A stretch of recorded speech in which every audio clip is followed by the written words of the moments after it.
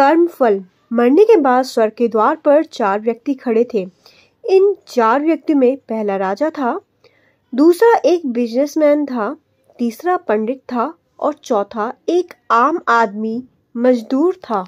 किसी को भी यह नहीं पता था कि कौन स्वर्ग के अंदर प्रवेश कर पाएगा और कौन वहीं से वापस लौटा दिया जाएगा। सब स्वर्ग का दरवाजा खुलने की राह देख रहे थे और आपस में बात कर रहे थे। जैसे कि राजा को मरने से पहले से ही आदत थी, उसने अपनी बात सबसे पहले बताई। राजा ने कहा, मैं बहुत प्रख्यात राजा हूँ। मैंने धरती पर अपना बहुत नाम कमाया है, इसलिए पूरी संभावना है कि मैं ही स्वर्ग में जाऊंगा। फिर व्यापारी ने अपनी बात सामने रखी। वह बोला, मैंने धरती पर खूब धन कमाया और उस धन से मैंने सैकड़ों लोगों की मदद की, इसलिए मैं ही स्वर्ग का हकदार हूँ। अब बारी थी पंडित की, तो पंडित ने मुंह खोला और सबको यह कहा, चाहे तुम जो सोच लो, लेकिन यह बात तो तय है कि स्वर्ग के दरवाजे खुलेंगे तो मेरे लिए ही। सब जानते हैं कि पंडित दिन रात भगवान को याद करते हैं, इसलिए स्वाभाविक है कि स्वर्ग में पंडित का स्वागत किया जाए। जब सबने अपना अपना पक्ष रख दिया, तब सबकी नजर उस मजदूर पर थी जो चुपचाप अपनी नजरें नीचे झुकाए बिना कुछ बोले वहीं खड़ा रहा।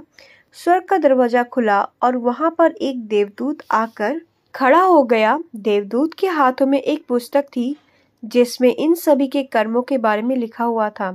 देवदूत ने सबसे पहले राजा को अपने पास बुलाया और उसको पूछा, तुम बताओ, तुमने अपने जीवन में क्या क्या अच्छे कर्म किए हैं। मैं उन्हें इस पुस्तक में देखकर फैसला करूंगा कि तुम्हें अंदर आने देना है या नहीं। राजा ने कहा, मेरा राज्य जितना बड़ा था उतना ही समृद्ध था और मेरी राज्य के सभी लोग खुशहाल थे, सभी बड़े आनंद से रहते थे। मैंने उन्हें कभी भी किसी भी चीज की कमी नहीं होने दी। यही मेरे अच्छे कर्म हैं। देवदूत ने अपने पुस्तक में देखा और देखने के बाद राजा से कहा, तुम सच बोलते हो।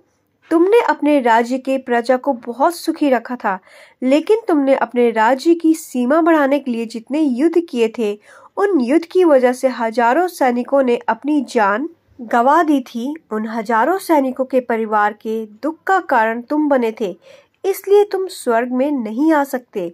अब बारी थी व्यापारी की। व्यापारी से जब देवदूत ने पूछा कि तुम्हारे अच्छे कर्म क्या है, तब व्यापारी ने उससे कहा, मैंने सैकड़ों लोगों को खाना खिलाया है, कई आश्रमों में दान किया है, कई निराश्रित लोगों के लिए घर बनाकर दिया है।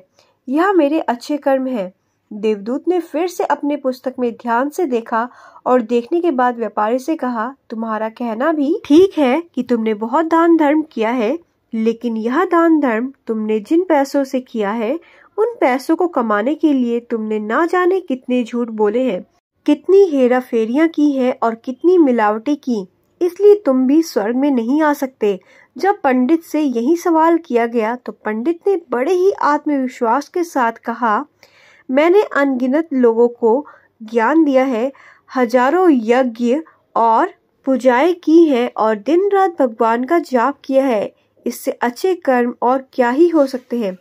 देवदूत ने अपनी पुस्तक के अंदर झांक कर देखा और पंडित से कहा, आपने जितने भी लोगों को जो भी ज्ञान दिया है, उन बातों पर खुद कभी अमल नहीं किया। आपने यज्ञ, पूजा या भगवान का नाम निस्वार्थ भाव से कभी नहीं लिया, इसलिए आपका भी स्वर्ग में आना प्रतिबंधित है। मजदूर यह सब देखकर हैरान था। वह अब तक जिन्हें महान समझता आ रहा था, उनकी व्याख्या स्वर्ग के दरवाजे पर आकर बदल गई थी।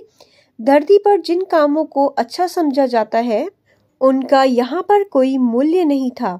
यमदूत ने जब इस मजदूर को अपने पास बुलाया और इससे पहले कि वह उससे उसके अच्छे कर्मों के बारे में पूछता, मजदूर बोल पड़ा, प्रभु, मैं जानता हूँ कि मैं भी स्वर्ग में आने के लायक नहीं हूँ, लेकिन मैं फिर भी एक बार बाहर से ही स्वर्ग को झांक कर देखना चाहता हूँ। बस इससे ज्यादा मेरी कोई इच्छा है ही नहीं, क्योंकि ऐसी इच्छा पालने के लिए मैंने जीवन में कुछ भी नहीं किया है। मैं पूरा दिन मेहनत करता और जो भी पैसे कमाता उन्हें अपने परिवार के पालन पोषण में खर्च कर देता, इसलिए दान धर्म के लिए कुछ बचता ही नहीं। लोगों की भला में क्या सेवा करता क्योंकि काम के बाद जो थोड़ा सा समय मिलता उसको अपने ही बूढ़े माँ बाप की सेवा में बिता देता और यह सब करने के बाद मैं कभी कभी मंदिर चला जाता और भगवान से जैसे भी मुझे दिया है उस जीवन के लिए धन्यवाद कहता। देवदूत ने अपनी पुस्तक में बड़े ध्यान से देखा और थोड़ी देर देखते ही रहा।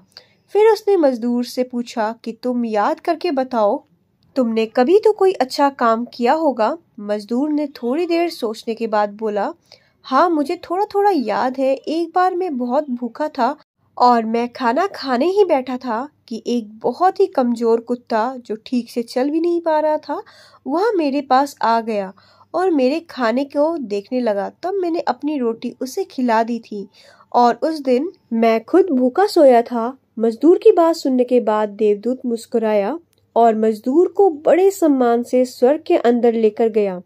दोस्तों, अच्छे कर्म लोभ मोह माया इन सब भाव में आकर नहीं किए जाते और ना ही उन्हें अच्छे कर्मों की श्रेणी में गिना जाता है। निस्वार्थ भाव से किया गया एक ही अच्छा कर्म भी आपके जीवन के सारे पाप धोने की शक्ति रखता है। इसलिए जब भी मौका मिले निस्वार्थ भाव से और अच्छे मन से अच्छे कर्म किया करें। उम्मीद करती हूँ ये कहानी आपको पसंद आई होगी। Bye bye.